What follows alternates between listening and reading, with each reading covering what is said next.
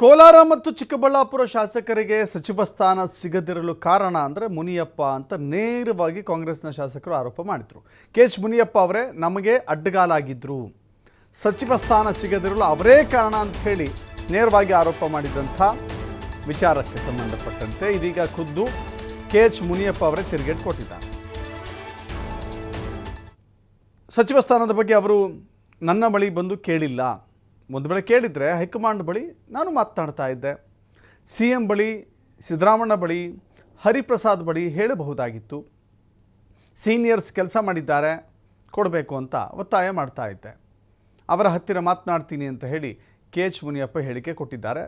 ಅಲ್ಲಿಗೆ ಚಿಕ್ಕಬಳ್ಳಾಪುರ ಮತ್ತು ಕೋಲಾರ ಶಾಸಕರಿಗೆ ಸಚಿವ ಸ್ಥಾನ ವಂಚನೆ ಆಗಲಿಕ್ಕೆ ಕೆ.ಎಚ್. ಮುನಿಯಪ್ಪರ ಕಾರಣ ಅನ್ನೋದಕ್ಕೆ ಇಲ್ಲ, ನಾನು ಕಾರಣ ಅಲ್ಲ, ಅವರು ಯಾರೂ ಕೂಡ ನನ್ನ ಬಳಿ ಬಂದು ಕೇಳಿಲ್ಲ ಅನ್ನುವ ಸಮಜಾಯಿಷಿಯನ್ನು ಕೊಟ್ಟಿದ್ದಾರೆ ಕೆ.ಎಚ್. ಮುನಿಯಪ್ಪ.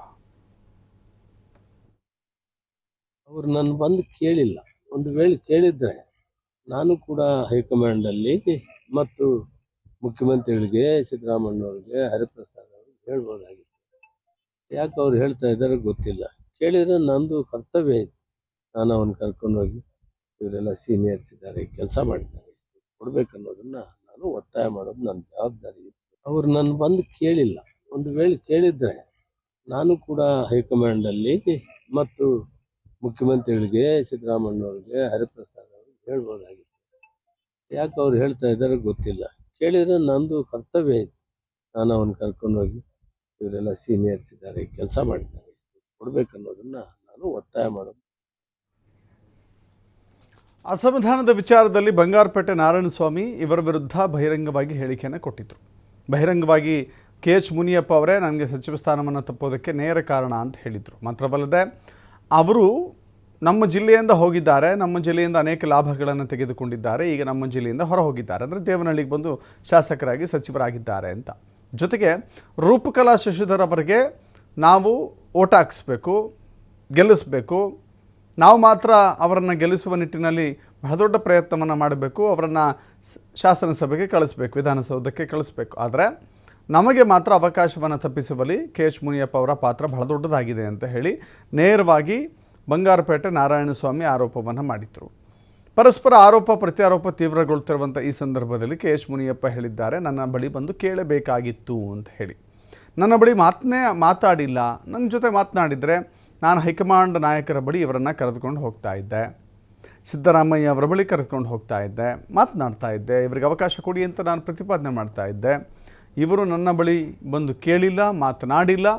ಸೊ ಈ ಕಾರಣದಿಂದಾಗಿ ನಾನು ತಪ್ಪಿತಸ್ಥ ಅಥವಾ ನಾನು ಇವರಿಗೆ ಸಚಿವ ಸ್ಥಾನ ಸಿಗದಿದ್ದಕ್ಕೆ ನಾನು ಕಾರಣ ಅಂತ ಹೇಳೋದಿದೆಯಲ್ಲ, ಅದು ಸಮಂಜಸವಾದದ್ದಲ್ಲ ಅಂತ ಹೇಳಿ ಹಿರಿಯ ಕಾಂಗ್ರೆಸ್ನ ನಾಯಕ ಸಚಿವ ಕೆ.ಎಚ್. ಮುನಿಯಪ್ಪ ಸಮರ್ಥನೆ ಕೊಟ್ಟಿದ್ದಾರೆ. ಬಟ್ ಇವರಿಬ್ಬರ ನಡುವೆ ನಡೀತಾ ಇರುವಂಥದ್ದಿದೆಯಲ್ಲ ನೋಡಿ, ಕೋಲಾರಕ್ಕೆ ಒಂದೇ ಒಂದು ಅವಕಾಶ ಇಲ್ಲ, ಚಿಕ್ಕಬಳ್ಳಾಪುರಕ್ಕೂ ಅವಕಾಶ ಇಲ್ಲ.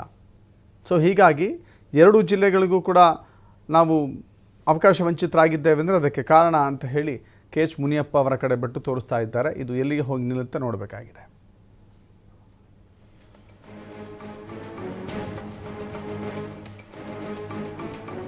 ಕೆಲಸ ಮಾಡಿದ್ದಾರೆ, ಕೊಡ್ಬೇಕನ್ನೋದನ್ನ ನಾನು ಒತ್ತಾಯ ಮಾಡೋದು ನನ್ನ ಜವಾಬ್ದಾರಿ ಇತ್ತು. ಅವರು ನನ್ನ ಬಂದು ಕೇಳಿಲ್ಲ. ಒಂದು ವೇಳೆ ಕೇಳಿದ್ರೆ ನಾನು ಕೂಡ ಹೈಕಮಾಂಡಲ್ಲಿ ಮತ್ತು ಮುಖ್ಯಮಂತ್ರಿಗಳಿಗೆ, ಸಿದ್ದರಾಮಣ್ಣವ್ರಿಗೆ, ಹರಿಪ್ರಸಾದ್ ಅವ್ರಿಗೆ ಹೇಳ್ಬೋದಾಗಿತ್ತು. ಯಾಕೆ ಅವ್ರು ಹೇಳ್ತಾ ಇದ್ದಾರೆ ಗೊತ್ತಿಲ್ಲ. ಕೇಳಿದರೆ ನಂದು ಕರ್ತವ್ಯ ಇದೆ, ನಾನು ಅವನ್ನ ಕರ್ಕೊಂಡೋಗಿ ಇವರೆಲ್ಲ ಸೀನಿಯರ್ಸ್ ಇದ್ದಾರೆ, ಕೆಲಸ ಮಾಡಿದ್ದಾರೆ, ಕೊಡ್ಬೇಕನ್ನೋದನ್ನ ನಾನು ಒತ್ತಾಯ ಮಾಡೋದು ನನ್ನ ಜವಾಬ್ದಾರಿ ಇತ್ತು. ಅವರು ನನ್ನ ಬಂದು ಕೇಳಿಲ್ಲ. ಒಂದು ವೇಳೆ ಕೇಳಿದ್ರೆ ನಾನು ಕೂಡ ಹೈಕಮಾಂಡಲ್ಲಿ ಮತ್ತು ಮುಖ್ಯಮಂತ್ರಿಗಳಿಗೆ, ಸಿದ್ದರಾಮಣ್ಣವ್ರಿಗೆ, ಹರಿಪ್ರಸಾದ್ ಅವ್ರಿಗೆ ಹೇಳ್ಬೋದಾಗಿತ್ತು. ಯಾಕೆ ಅವ್ರು ಹೇಳ್ತಾ ಇದ್ದಾರೆ ಗೊತ್ತಿಲ್ಲ. ಕೇಳಿದರೆ ನಂದು ಕರ್ತವ್ಯ ಇದೆ, ನಾನು ಅವನ್ನ ಕರ್ಕೊಂಡೋಗಿ ಇವರೆಲ್ಲ ಸೀನಿಯರ್ಸ್ ಇದ್ದಾರೆ, ಕೆಲಸ ಮಾಡಿದ್ದಾರೆ, ಕೊಡ್ಬೇಕನ್ನೋದನ್ನ ನಾನು ಒತ್ತಾಯ ಮಾಡೋದು ನನ್ನ ಜವಾಬ್ದಾರಿ ಇತ್ತು. ಅವರು ನನ್ನ ಬಂದು ಕೇಳಿಲ್ಲ. ಒಂದು ವೇಳೆ ಕೇಳಿದ್ರೆ ನಾನು ಕೂಡ ಹೈಕಮಾಂಡಲ್ಲಿ ಮತ್ತು ಮುಖ್ಯಮಂತ್ರಿಗಳಿಗೆ, ಸಿದ್ದರಾಮಣ್ಣವ್ರಿಗೆ, ಹರಿಪ್ರಸಾದ್